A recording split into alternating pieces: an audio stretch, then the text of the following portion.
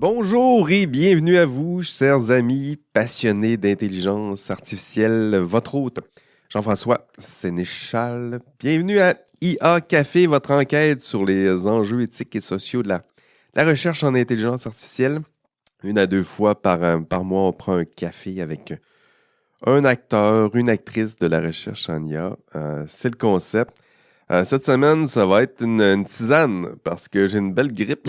Vous l'entendez peut-être dans le son de ma voix. Là. Donc, vous apprêtez à prendre une tisane avec une actrice importante de la recherche en intelligence artificielle et qui s'intéresse plus spécifiquement à un thème que nous avons depuis trop longtemps négligé. On le repoussait, on y tenait, puis aujourd'hui, ça va se passer parce qu'on va parler des enjeux environnementaux et en matière de développement durable, donc associé à l'intelligence artificielle. Et pour nous accompagner, Anne-Laure Ligoza est avec nous aujourd'hui. Bonjour Anne-Laure.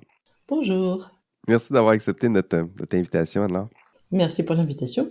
Ça faisait vraiment longtemps qu'on voulait explorer ces enjeux environnementaux de l'intelligence artificielle, puis Anne-Laure est exactement la personne pour nous donner les principales composantes de ce sujet important. Donc, présentation en bonne et due forme, Anne-Laure Ligoza. Elle est maître de conférences en informatique à l'École nationale supérieure d'informatique pour l'industrie et l'entreprise. Elle fait aussi de la recherche en collaboration avec le laboratoire interdisciplinaire des sciences du numérique sur le campus de l'Université Paris-Saclay. Et elle est également responsable d'EcoInfo. En fait, c'est comme ça que j'ai découvert Anne-Laure. Donc, EcoInfo, un site là, web pensé justement pour les enseignants, informaticiens, les décideurs aussi, tous ceux qui sont dans le secteur de l'enseignement supérieur ou de la recherche. Donc, à tous ceux qui s'intéressent à la mesure et peut-être à la réduction des impacts environnementaux et sociaux des technologies du numérique. Donc voilà, Anne-Laure Ligoza. Est-ce que j'ai fait le tour, Anne-Laure? Est-ce que j'ai oublié quelque chose? Bah oui, ça me semble bien. Alors je vais peut-être préciser deux petits trucs, c'est que depuis, comme ça fait longtemps qu'on s'est contacté, parce que je mets un petit peu de temps à répondre aux mails, etc. Je suis passée professeure depuis, je suis plus maîtresse de conférence. Ah oui, wow. Et je fais partie du bureau d'EcoInfo, hein, effectivement, qui coordonne ce collectif du CNRS en France. Mais c'est pas moi la responsable. La responsable, c'est Anne-Cécile Orgerie. Donc voilà, Bon, on je la voulais juste salue. préciser ça. On la salue. Donc, j'ai regardé ton parcours vraiment passionnant. Donc, je lis mon PhD en informatique, donc maîtrise en informatique, doc en informatique. Ton lien avec l'informatique, ça part comment, là? Origin story, comme on dit au cinéma, là. D'où ça part, cette passion-là, là? C'est venu tard pour moi en fait, hein, parce que donc moi je fais une école d'ingénieur en télécommunication et puis je me suis rendu compte en école d'ingénieur que enfin avant j'avais eu quelques cours d'initiation en informatique en classe préparatoire, mais il y en avait pas beaucoup à l'époque. Donc j'ai vraiment commencé l'informatique en école d'ingénieur, donc une vingtaine d'années. Et puis toutes les parties plus théoriques, algorithmiques, modélisation, etc. de l'informatique, enfin, j'ai tout de suite accroché. Un peu moins sur les aspects pratiques, la programmation, le système et tout à l'époque. Je me suis rattrapée depuis, mais voilà. Mais en tout cas, c'est comme ça que ça a commencé. Je suis pas du tout une informaticienne depuis l'enfance. Moi, c'est arrivé très très tard. C'est arrivé très tard, donc c'est intéressant, une passion qui se développe un peu sur le tard. Puis les enjeux environnementaux, tout ça, ça s'intègre comment, à quel moment dans ton parcours académique? Alors, ouais, en fait, j'ai toujours été sensible aux enjeux environnementaux. J'ai toujours eu des discussions là-dessus avec mes collègues, y compris sur voilà, est-ce que vraiment c'était intéressant d'un point de vue environnemental de changer ce serveur parce que certes il consomme moins, mais en fait ça a consommé de l'énergie à la production. Enfin Mhm. voilà, donc c'est toujours des discussions que j'ai eues avec mes collègues. Mais par contre, j'avais pas du tout réalisé que ça pouvait être au centre de mon travail jusqu'à il y a 4 ans.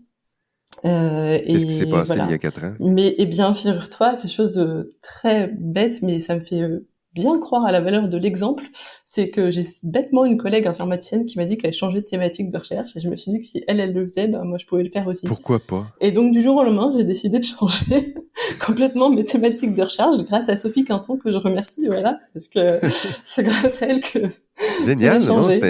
C'est intéressant de voir dans un parcours universitaire, des fois on se sent un peu piégé par nos thèmes, Exactement. nos passions. À un moment donné, nos Ouais. passions peuvent changer, puis pourquoi pas changer nos axes de recherche. Tout à fait. Et puis bon, c'est un peu dû aussi. Je pense que ça a été un petit peu provoqué aussi par le changement du domaine de l'intelligence artificielle entre moi j'ai fait ma thèse en 2006, hein, donc entre le moment où j'ai fait ma thèse et puis un petit peu après, toutes les méthodes d'apprentissage se sont très largement développées, etc. Donc ça a commencé à poser de plus en plus de questions d'un point de vue des impacts environnementaux. Hmm. Et donc je commençais à sentir une petite dissonance cognitive entre voilà entre mon- mes ma sensibilité environnementale personnelle et puis ce que je faisais dans le travail et du coup voilà, je pense que c'est arrivé au bon moment quoi. Ben oui, on y est justement. On va sauter, tiens, dans le sujet, les enjeux environnementaux. Ça te passionne suffisamment pour changer tes orientations de recherche. Sautons dans ce sujet. Donc, je le disais, ça fait longtemps que ça nous fascine à IA Café, les impacts environnementaux de l'intelligence artificielle. Au début, c'était GPT-1, GPT-2, là, on les voit là, GPT-3, puis là, ChatGPT, GPT-4, bientôt GPT-5, DALL-E, Midjourney, 1, 2, 3, 4, 5, nommez-les, là. Puis à chaque fois qu'on s'enthousiasmait pour ces outils-là, il y avait toujours un invité ou un collaborateur qui faisait le même genre de commentaires. Ben, OK, c'est intéressant, mais c'est quoi les coûts environnementaux de cette application-là? C'est quoi les coûts énergétiques d'une application comme ChatGPT? Puis, combien ça coûte en termes de gaz à effet de serre, une petite session amusante là, de DALL-E, là? Donc, ces questions-là nous préoccupaient. Puis aujourd'hui, dans cet épisode, j'aimerais que nos auditeurs, comme nous, hein, commencent à avoir une idée de comment on peut faire pour mieux estimer ces coûts environnementaux, euh, comment faire en sorte que ces coûts environnementaux soient mieux estimés, voir comment on mesure tout ça, c'est quoi les pistes de solutions, qu'est-ce qu'on peut faire. En tout cas, c'est mon plan d'entrevue aujourd'hui, Anne-Laure, là. Donc, mesure de l'impact environnemental, résultats, donc enjeux et défis, puis finalement, là, quelques pistes de solutions. Commençons par la mesure de l'impact environnemental, Anne-Laure. Comment on mesure les impacts environnementaux de l'IA? On commence où là, dans la chaîne de production? Est-ce qu'on recule là, jusque dans la phase d'entraînement du modèle où on commence, où ça finit cette mesure-là, là? Comment on calcule tout ça, Anne-Laure? Alors je peux donner une réponse idéale et puis je vais partir de la réponse concrète de comment on fait actuellement et puis après OK? je dirai tout ce qui manque, hein. Donc actuellement quand on mesure les impacts environnementaux d'un programme d'IA, ce qu'on mesure en fait, c'est l'empreinte carbone qui est liée à la consommation électrique dynamique des serveurs de calcul pendant l'entraînement principalement. Voilà. Ah, Alors je OK. vais expliquer tout ça. Enfin, j'ai précisé plein de trucs, hein, mais je vais expliquer tout ça. Donc globalement, ce qu'on va faire, c'est qu'on prend en compte la consommation électrique de tous les composants qui sont dédiés à l'exécution du programme, donc les processeurs, enfin le processeur graphique, la mémoire, etc. Surtout l'ensemble de l'exécution du programme. Bon, ça nous donne une consommation électrique qui est additionnelle, qui est due à notre programme. Et puis, ensuite, on va utiliser un facteur d'émission qui va dire quelle est l'empreinte carbone qui est associée à la production d'une unité d'électricité. Et puis voilà, du coup, on va multiplier notre consommation précédente par ce facteur d'émission ou intensité carbone. Et du coup, notre empreinte carbone, ça va dépendre principalement, enfin, ça va dépendre tout court, d'une part de la consommation d'électricité pendant l'exécution du programme, et puis d'autre part de l'intensité carbone de l'électricité qu'on a consommée.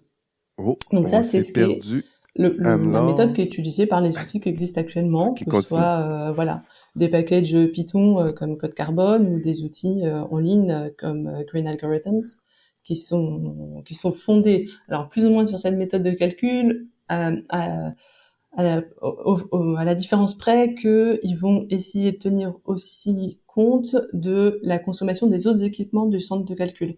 Et donc, par exemple, tout ce qui est climatisation. Et donc, la façon dont c'est pris en compte, c'est que ils vont multiplier la consommation électrique qu'on avait calculée précédemment par le PUE, donc qui est un indicateur d'efficacité électrique du centre, qui est calculé on prend en compte toute la consommation électrique totale du centre, et puis on va diviser par la consommation des équipements informatiques, donc c'est forcément supérieur à 1, et plus c'est proche de 1, plus le centre consomme juste ce qu'il faut pour faire tourner le côté informatique, quoi.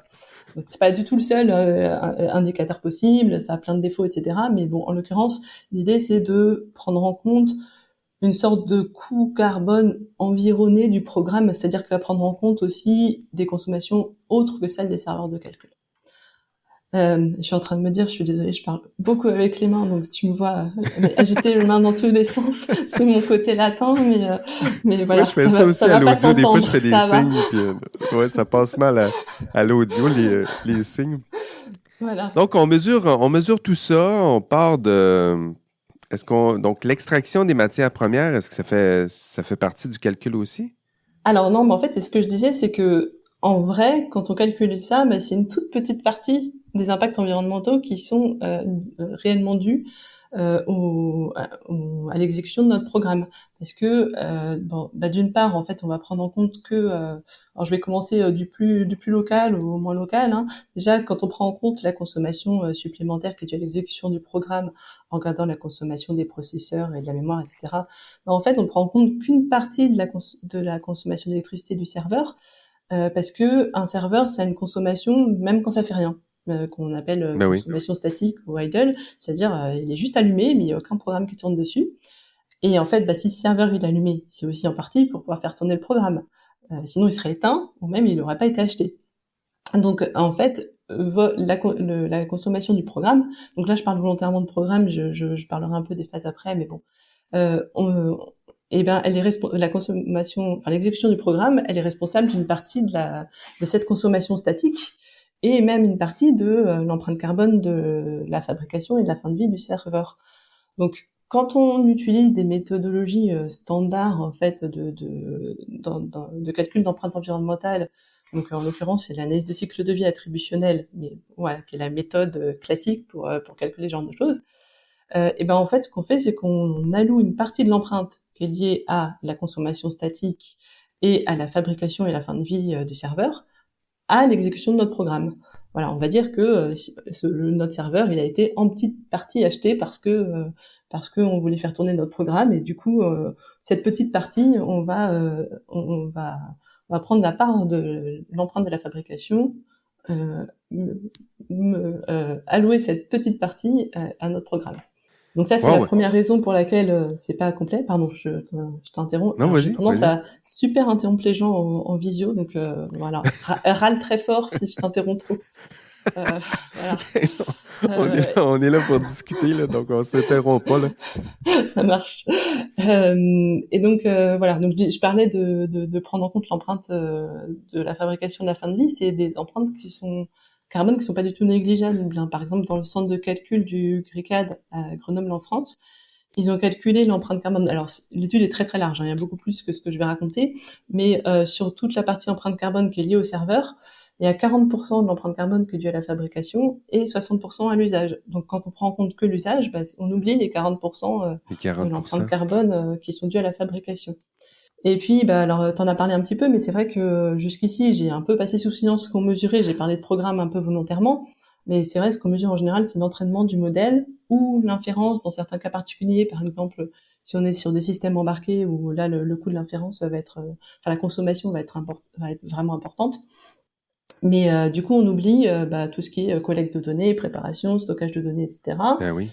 Et puis, bah voilà, c'est vrai que par exemple pour les gros modèles, on va plutôt tendance à regarder la partie entraînement, alors que l'inférence c'est pas forcément du tout négligeable. Alors évidemment, pour un exemple et une exécution, une utilisation du modèle, c'est assez négligeable. Mais en fait, comme cette utilisation elle se fait plein de fois, l'impact il peut être pas du tout négligeable. Donc il y a par exemple une étude de Facebook en 2021 qui calculait justement la part de l'inférence et et de l'apprentissage de ces modèles, et qui montrait que la phase d'inférence, elle pouvait être aussi importante que celle d'entraînement. Alors selon les modèles, c'est pas tout à fait la même chose, parce que il y a des modèles, alors si je me souviens bien, par exemple les modèles de traduction, ils seront entraînés moins souvent, et du coup la part de l'entraînement est plus petite, et sont utilisés très souvent, et la part de l'inférence est plus grande. Par contre, pour les modèles de recherche qui sont mis à jour hyper régulièrement pour qu'on puisse retrouver ce qu'on veut sur Facebook, cette fois-ci la part de l'entraînement est plus importante.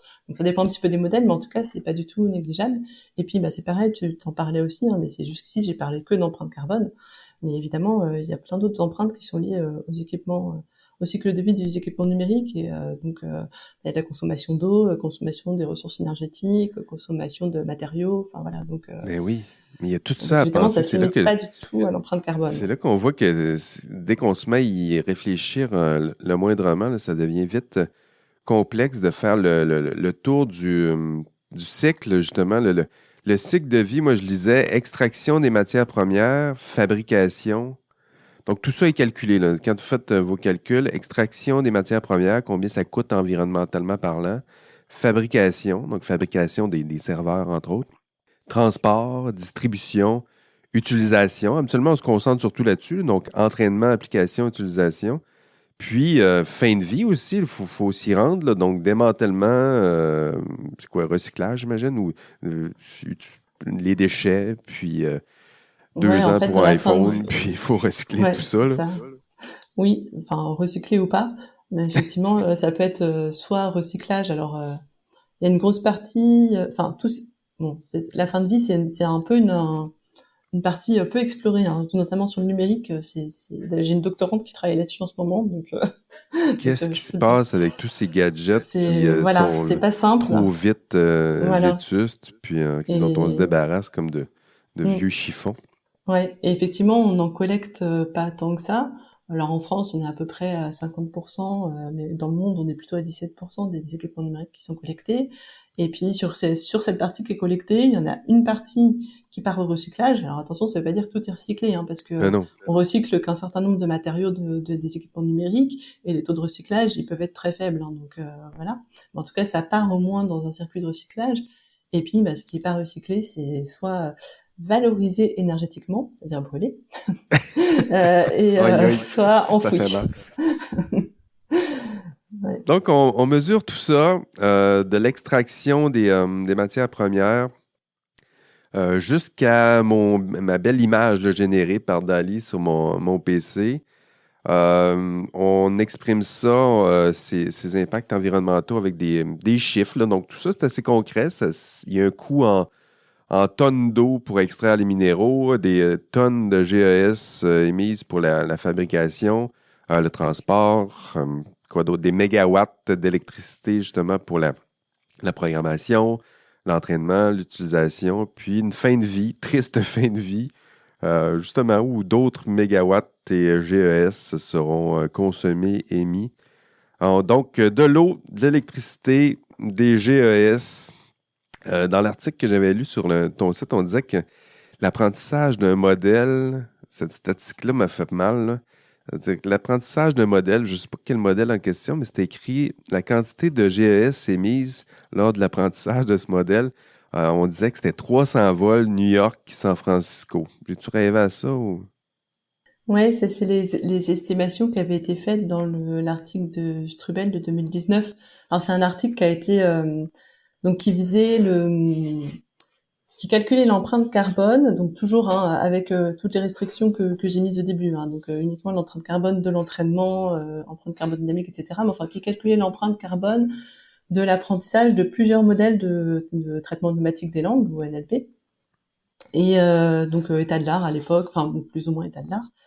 Et effectivement, il montrait que cette empreinte n'était pas du tout négligeable. Donc ça allait de quelques kilos d'équivalent CO2 à plusieurs tonnes, même plusieurs centaines de tonnes, si je me souviens bien, d'équivalent CO2. Donc équivalent CO2, hein, c'est juste, on ramène toutes les émissions de gaz à effet de serre à du CO2, parce que voilà. C'est plus simple. Donc voilà, donc c'est l'unité qu'on utilise pour l'empreinte carbone. Et le modèle le plus utilisé à l'époque, c'était, je crois, effectivement dans les 600 qui était un modèle BERT. Alors je me souviens plus lequel exactement, j'avoue, mais c'était peut-être 650, je crois, de tête kilogrammes de CO2 équivalent. Donc effectivement, alors c'est pas celui qui fait 300 allers-retours. 650, ça doit faire un aller, je pense. Bon, je suis pas sûre qu'on traverse tout le Canada avec 650, mais bon, Bon, c'est une bien. partie, disons. Allez, les 2 tiers à peu près, je pense, du Canada, un truc comme ça. Euh, mais euh, mais bon, donc voilà, ça avait fait beaucoup de bruit. Il y a eu pas mal de réactions derrière, et ça a un petit peu lancé tous les travaux sur l'empreinte carbone de ces modèles d'IA.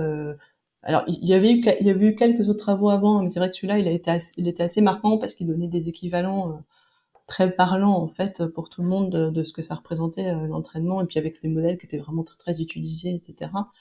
Et, euh, et voilà, donc il a lancé pas mal de travaux. Il y a beaucoup de programmes qui ont été faits depuis je parlais par exemple tout à l'heure de Code Carbone, de Clone Algorithms, qui sont des outils qui permettent de calculer l'empreinte carbone.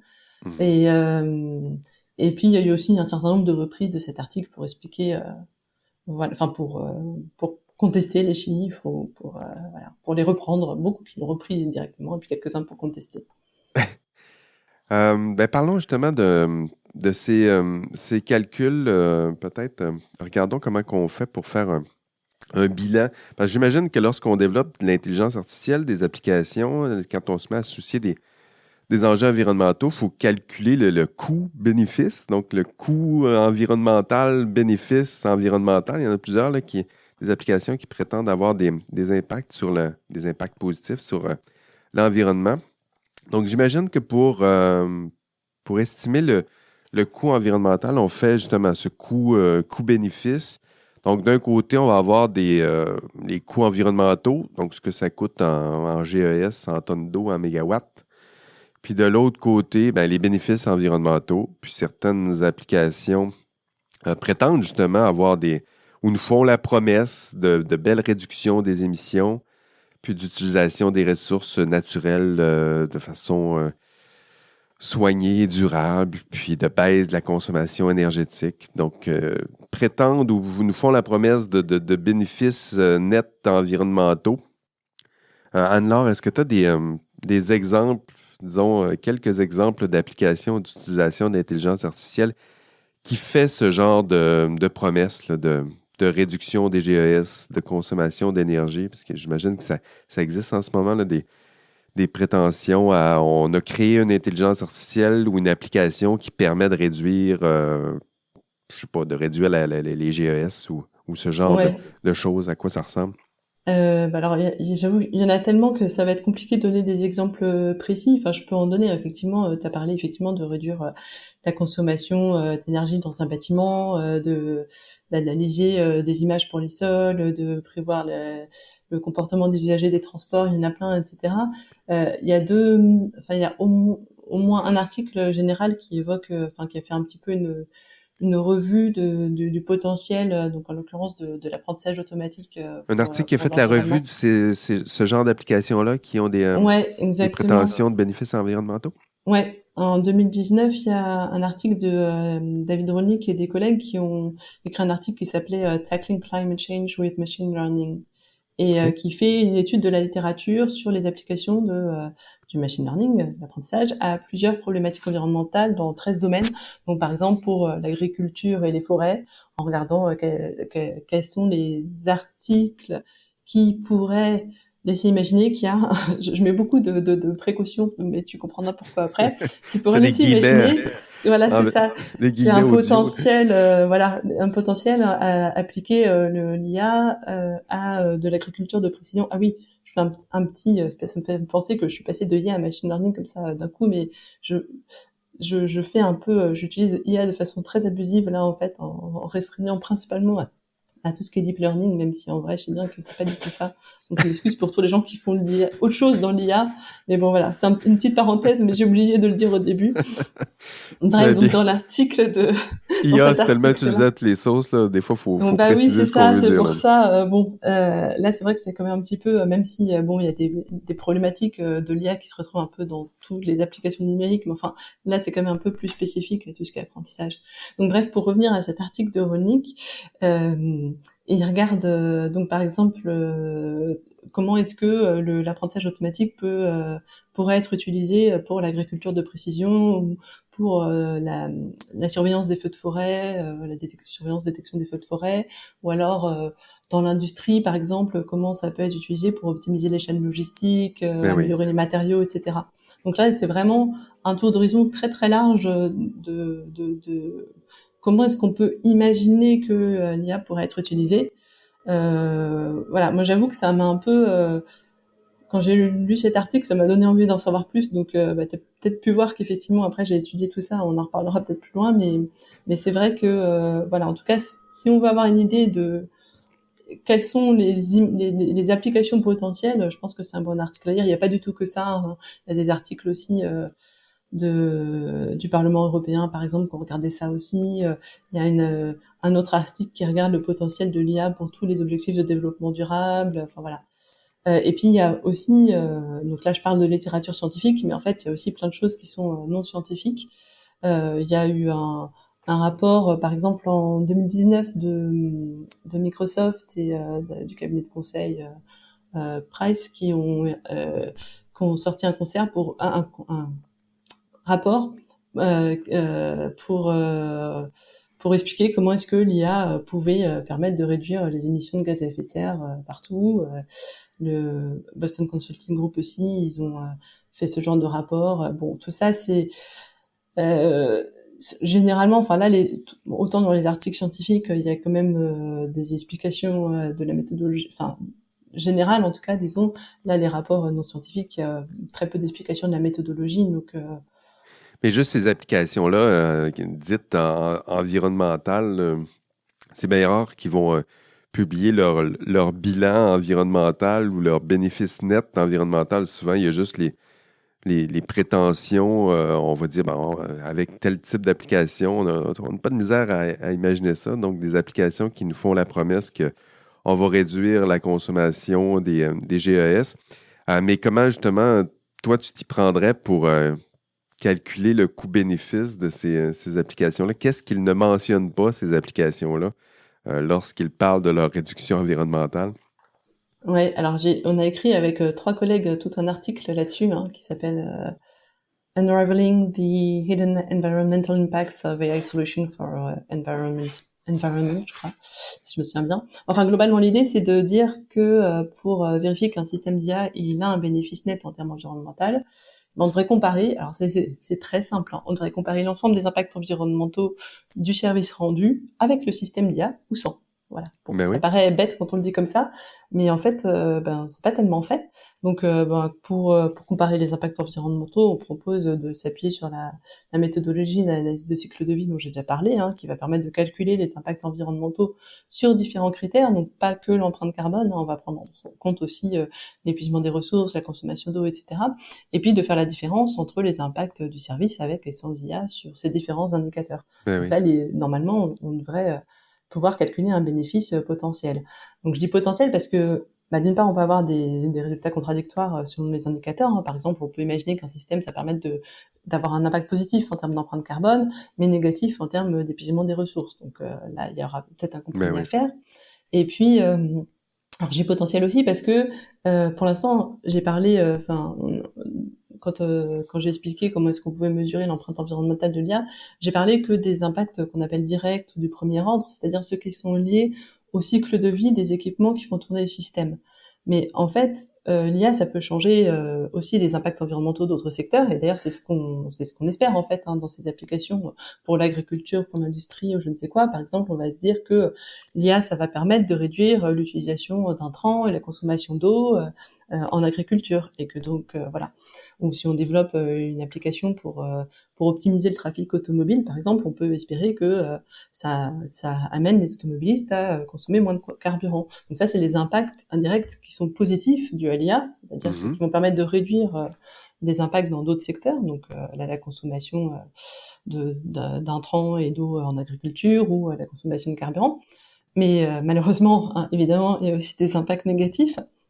Donc si je reprends mon exemple de l'optimisation du trafic, par exemple, on pourrait aussi observer que si les automobilistes en fait ont besoin de consommer moins de carburant, ils vont peut-être habiter plus loin parce qu'ils vont pouvoir se permettre financièrement, et donc en réalité ça pourrait annuler le gain en consommation de carburant, ça va contribuer à l'étalement urbain et toutes les problématiques associées. Donc c'est une sorte de ce qu'on appelle l'effet rebond, c'est-à-dire qu'on a une amélioration qui va viser à avoir des bénéfices environnementaux, mais en fait, ces bénéfices, ils vont être en partie ou en totalité annulés par les changements de comportement des utilisateurs. Et puis, un autre, pour aller un petit peu plus loin, donc là, c'est la partie changement utilisateur, mais en plus, ça a des impacts un petit peu systémiques, c'est-à-dire que si on se focalise sur l'optimisation du trafic automobile, ça veut dire qu'on prolonge le système actuel, qui est très lié au système automobile, au détriment de, évidemment, de regarder des solutions sur les transports en commun, les mobilités actives, etc. Et donc voilà. Alors ça, c'est un exemple qui était dans la. Il y a un document que tu connais sûrement qui s'appelle la Déclaration de Montréal pour l'IA responsable, pour des systèmes d'IA responsables. Oui, on la connaît un peu. Oui. Voilà. Et il y a toute une partie qui est très bien faite sur la partie environnementale, qui donne un bon résumé des problèmes. Ouais. Voilà, donc c'est un exemple qui donne. Donc ça, c'est bon. Voilà, j'ai expliqué comment on devrait faire. C'est intéressant. Il ne faut pas juste se contenter des promesses. On nous dit que oui, il va y avoir un impact environnemental, mais en même temps, il faut calculer tous les impacts environnementaux qui sont liés à cette solution-là. Pas juste ce qu'on espère faire, mais le coût environnemental, lorsqu'on se met à le calculer au complet, en amont jusqu'en aval, il y en a, c'est plus compliqué que simplement quelques promesses de réduction de quelques dixièmes de points de consommation de GES. Ça fait partie aussi des... Pardon. Non, je disais, tu parles de quelques dixièmes de points de GES, mais justement, ça fait partie aussi des problématiques. C'est que souvent, les réductions qu'on a sont pas du tout à la hauteur des enjeux, quoi. Et puis, bon, après, même si... en plus... Parce que là, j'expliquais comment on devrait faire, mais en fait, je peux répondre aussi à la question de comment est-ce que les bénéfices sont calculés. Fait, globalement, ces bénéfices, ils sont jamais, très très peu calculés. Donc, dans l'article que j'évoquais tout à l'heure, avec mes trois co-auteurs, là, on a étudié une partie des références qui sont données dans l'article de David Ronick et ses collègues dont je parlais tout à l'heure. Donc, il y en a beaucoup des références. Je crois qu'il y en a plus de 800, donc on n'a pas tout pris. On en a choisi 57 dans des domaines où l'apprentissage était présenté comme pouvant avoir un fort impact. Donc, c'était véhicules électriques, bâtiments intelligents, transport bas carbone et fort impact environnemental, ça c'est les prétentions, mais quand on observe, on fait le bilan, on arrive à quel résultat?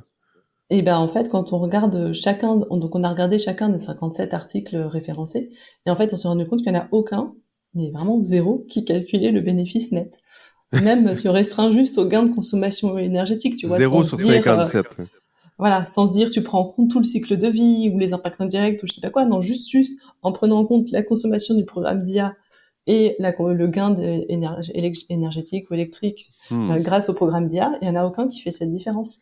Donc après, tu peux dire c'est pas grave, c'est un article juste pour montrer le potentiel. Mais bon, c'est vrai que quand on a essayé de chercher un petit peu, on a eu du mal à trouver des articles qui le faisaient vraiment. On en a trouvé quelques-uns, pour être honnête, mais c'est vrai que c'est pas si fréquent que ça. Il faut être sérieux, là. C'est-à-dire que si on dit qu'il y a un impact environnemental, il faut que tu calcules tout, oui. effectivement, pas juste les prétentions, pas juste se contenter des prétentions, mais vraiment faire le bilan. Tiens, on va prendre un exemple un peu plus concret, là. ChatGPT, Anne-Laure, en avez-vous entendu parler? Non, je vis sur Mars, donc j'en ai jamais entendu Ces parler. temps-ci, bon, disons qu'en ce moment, là, c'est ça. Ben, prenons cet exemple-là, on l'a tous en tête, là, c'est quoi le coût environnemental de ChatGPT? À toutes les fois là, que je me régale sur les réseaux sociaux là, de ChatGPT, puis je mets mes saisies d'écran, puis je me dis, ah, voilà comment ChatGPT n'est pas capable de nous comprendre, ou voici comment il va transformer le monde bientôt. Combien ça coûte? C'est quoi le bilan carbone de tout ça, là, faire rouler, programmer, utiliser ChatGPT à la fin, ça coûte combien pour notre environnement, ça? Alors, c'est une bonne question. Je vais pas être capable de répondre très précisément. D'une part, parce que comme je l'expliquais, les estimations d'empreinte carbone, elles sont toutes très partielles. Donc, de toute façon, j'aurais du mal à répondre très très précisément. Et puis, alors j'avoue que je n'ai pas creusé le fonctionnement de ChatGPT, donc voilà, j'aurais du mal à donner une estimation. J'avais regardé, enfin pour GPT-3, par contre, il y a des sur lequel ChatGPT est basé. Hein, il y a Ça un ressemble à quoi, article de le bilan pour ChatGPT, pour ouais. GPT-3? Pour GPT-3, justement, il y a un article c'est David Patterson et ses collègues qui ont fait une estimation de l'empreinte de l'entraînement uniquement. Et c'était à peu près 500 et quelques tonnes de CO2 équivalent. Donc voilà, comme je disais tout à l'heure, hein, une demi-tonne, c'est à peu près un aller en avion de, je sais pas, de 5 heures, quelque chose comme ça. Donc 500, on pourrait dire 1000 voyages New York, Los Angeles, là. Voilà. Après, je sais pas, j'ai pas vu d'estimation sur l'inférence. Bon. Ce qui est sûr, c'est que dans tous les cas, donc j'ai pas beaucoup de données très précises, très précises à Ben, pas fournir. Hein, je obligé suis d'être sur désolée. ChatGPT, mais à partir de GPT-3, on peut comprendre que ça doit ressembler aussi à ça, là. En ce moment, non seulement là, il y a des coûts environnementaux à sa préparation, son entraînement, Ouais. mais disons l'utilisation en ce moment, ça roule, là. Bah c'est ça, c'est ce que j'allais dire. Je pense que côté inférence, ça doit être très largement utilisé. Donc je pense que là, on a une empreinte de l'inférence qui doit pas être du tout négligeable. Et bon, bah, après, ce que je peux noter aussi, alors je suis désolée, c'est encore pas une information quantitative, hein, mais c'est que bah, c'est un nouveau besoin, donc c'est un nouveau coût environnemental qui s'ajoute à notre empreinte environnementale qu'on avait précédemment et qui a priori ne remplace pas d'autres activités, hein, parce que souvent on se dit oui, mais le numérique, certes ça a un impact, mais ça remplace des trucs qui ont plus d'impact. Là on fait de la Ouais. visio, ça, voilà, on fait ça, alors que sinon peut-être qu'on se serait déplacé, c'est pas bien sûr, mais enfin bon. Mais là, en l'occurrence, je suis même pas sûre que ça remplace d'autres activités. Donc son bilan net serait pas très, très bon, là, environnementalement C'est parlant, là. ça, ouais. Là, le bilan net, je pense qu'il est pas très bon, ouais. Mm. Puis Dali, Midjourney, tout ça, ce serait à peu près le même genre de bilan, sauf que peut-être c'est plus de ressources étant donné que c'est de la photo, j'imagine, pour l'entraînement. Est-ce que c'est plus... Probablement. Alors, j'avoue que enfin, moi, j'avais pas connaissance d'articles là-dessus, donc j'ai pas vraiment d'informations très précises. Enfin, globalement, de toute façon, c'est pas si fréquent que ça d'avoir des estimations de l'empreinte carbone de ni de l'entraînement ni de l'inférence. Hein. On en a quelques-unes parce que là typiquement, il y a eu un article, l'article de David Patterson et ses collègues dont je parlais, qui cherchait à montrer, enfin, qui cherche à montrer aussi des choses sur le fait que l'empreinte carbone de l'IA n'est pas si grande que ça, etc. Donc du coup, il y a eu quelques estimations d'empreinte carbone, mais c'est vrai que sinon, Ce serait un on a, beau cas d'espèce de faire un article là-dessus ou une recherche juste sur ChatGPT, faire son bilan ouais, complet, voir... ouais, tout à fait, ouais, ouais.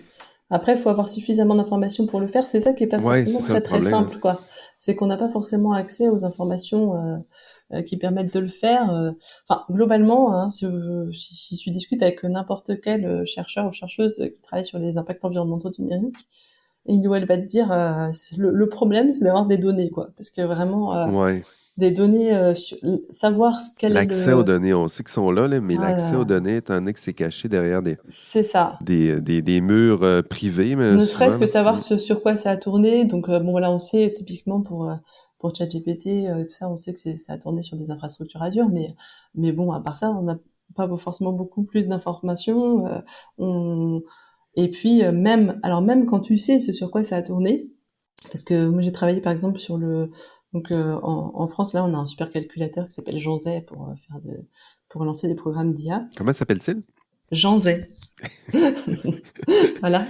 Donc moi j'ai travaillé sur l'empreinte carbone de ce supercalculateur. Donc là pour le coup j'avais vraiment accès à tout ce que je voulais d'un point de vue données en interne. C'est-à-dire, je savais exactement quelles étaient les machines, la durée de vie, tout ce que tu veux.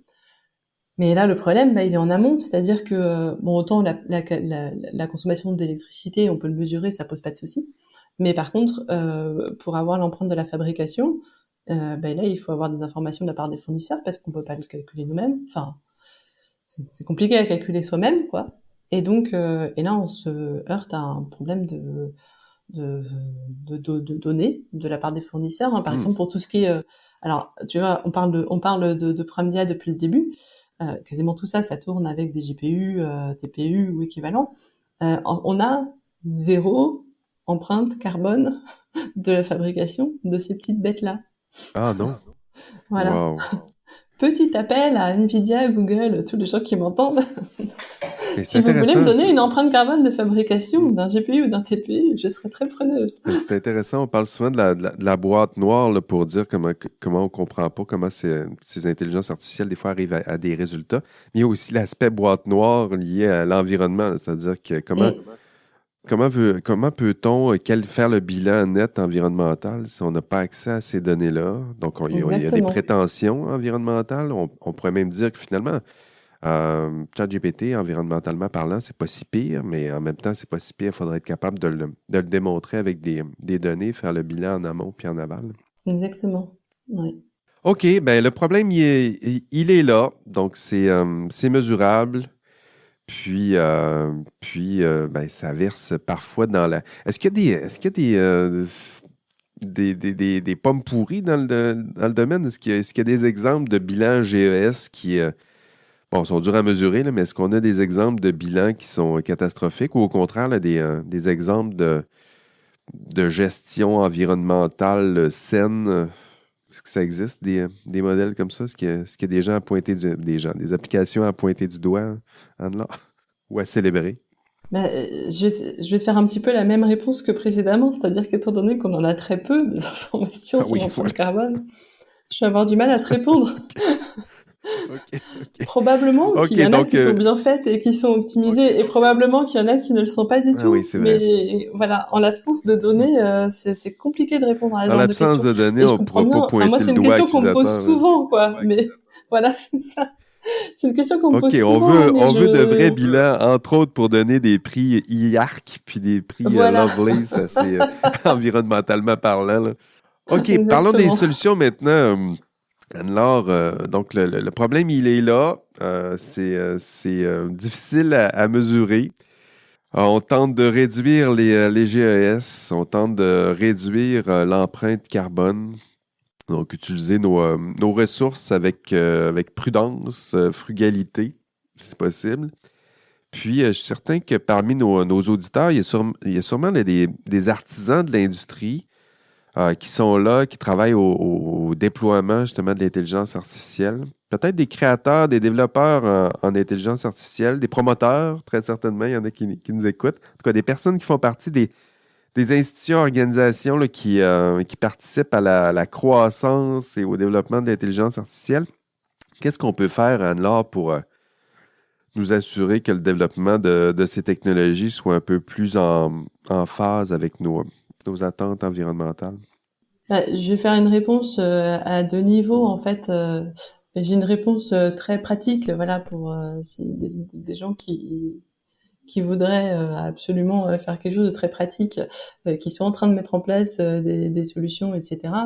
On a fait un petit guide avec ma collègue Sacha Lucioni pour savoir comment est-ce que je peux faire en tant que praticien, enfin pratiquant, je sais pas comment il faut dire, bref, de l'IA, pour réduire mon empreinte. C'était en anglais, alors il faut que je traduise, hein, pour réduire mon empreinte. Et du coup, Ouais, qu'est-ce qu'on voilà, peut avec faire? un petit des conseils qui sont assez de bon sens, hein, mais voilà, bah, déjà s'assurer que on a effectivement besoin d'IA et qu'en fait on pourrait pas avoir une solution plus simple, de faire attention à bien choisir son modèle, encore une fois pour que ce soit le modèle le plus simple qui va permettre de répondre aux besoins, éviter de faire des calculs qui soient redondants, tester son programme, enfin voilà, bon Ben oui. je compte pas le nombre de fois où j'ai des gens que je connais qui lancent un programme et qui se rendent compte au bout de 2 jours que finalement il y avait un bug et qui du coup le relance, etc. Bon, je Pour pense qu'on peut faire un commencer. tout petit peu plus optimisé. On peut choisir aussi bah, son data center, enfin son centre de calcul ou autre, en fonction de l'intensité énergétique du lieu, de Ben oui. l'efficacité énergétique, de l'endroit, etc. Et puis, bah, on peut aussi tout simplement rien que de calculer ses émissions. En fait, je pense que c'est un bon premier pas pour se poser des questions. C'est pas ça fait pas tout, mais je pense que ça permet de commencer à se poser des questions. Donc ça, c'est une réponse très pratique, quoi, disons. Après, je ferais bien une réponse aussi plus large, c'est-à-dire qu'en fait, bah, comme pour toute technologie, en fait, le but, c'est de se poser quand même la question de sa pertinence au vu des enjeux environnementaux actuels. En gros, est-ce que la technologie que je suis en train de développer, elle permet bien de rentrer dans les limites planétaires, elle est cohérente avec un scénario de transition écologique que je trouve crédible et souhaitable, etc.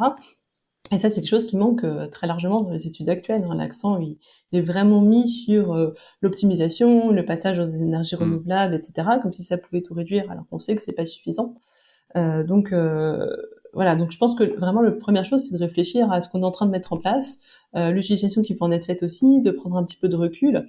Alors évidemment, on peut essayer de prévoir, par exemple, les impacts directs, nets, enfin ou les bénéfices nets attendus, etc., avec les méthodes que j'évoquais avant. Mais je pense qu'il faut surtout se demander encore une fois, comment ça s'inscrit dans un scénario de transition global et est-ce que Hmm. c'est compatible avec les grands changements que je voudrais voir.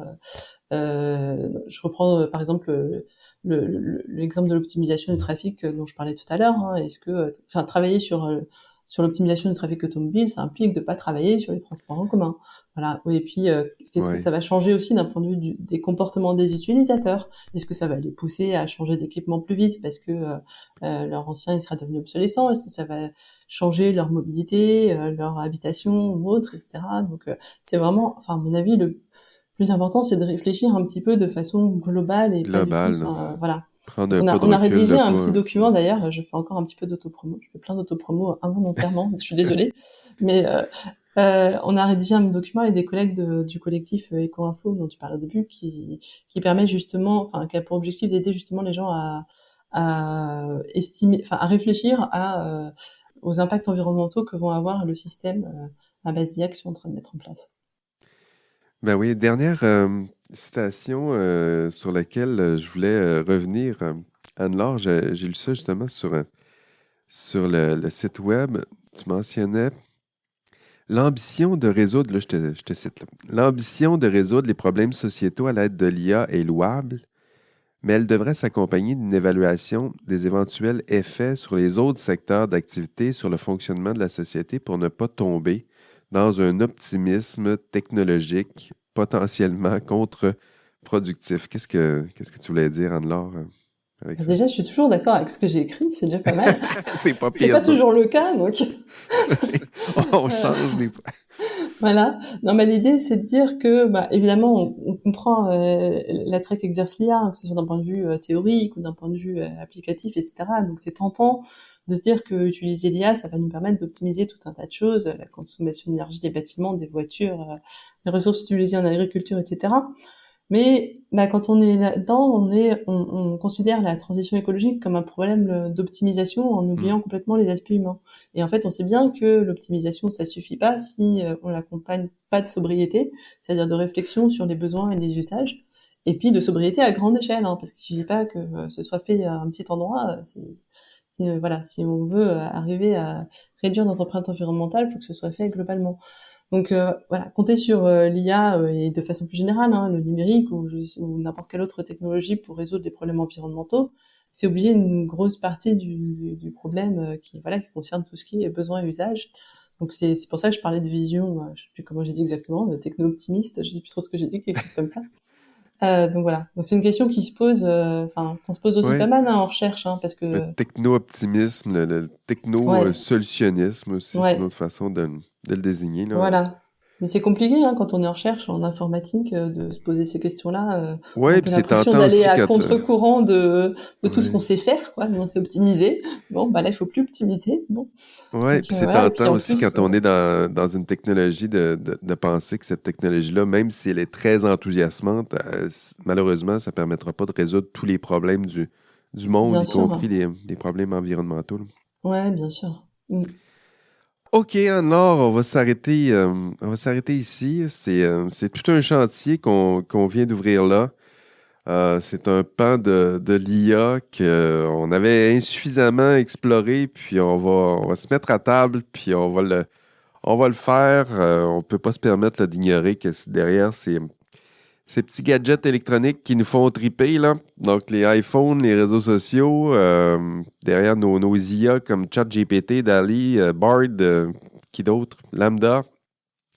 Il y a des enjeux environnementaux. Donc, en amont, en aval, on a fait le tour. Il y a des bilans environnementaux à calculer.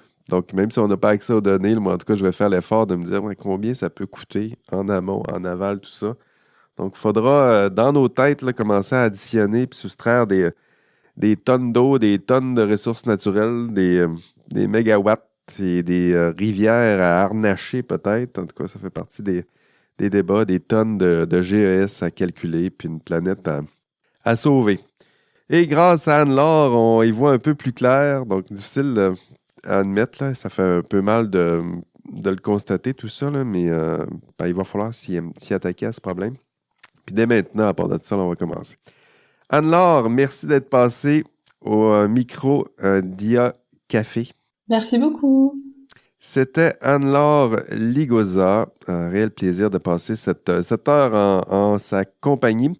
À vous, chers auditeurs, auditrices, merci d'avoir écouté cet épisode d'IA Café. J'espère que vous avez aimé ce dossier environnemental. C'est un dossier que je compte poursuivre avec mes collaborateurs, collaboratrices. Donc, ça fait trop longtemps qu'on leur poussait. C'est parti. J'ai l'impression qu'on va avoir l'occasion d'en parler à plusieurs reprises. Merci encore de nous accompagner dans notre enquête sur la recherche en intelligence artificielle, les enjeux sociaux, légaux, environnementaux maintenant. Votre hôte, Jean-François Sénéchal. On se revoit au prochain épisode et d'ici là, on rêve peut-être de moutons électriques. Allez, bye bye.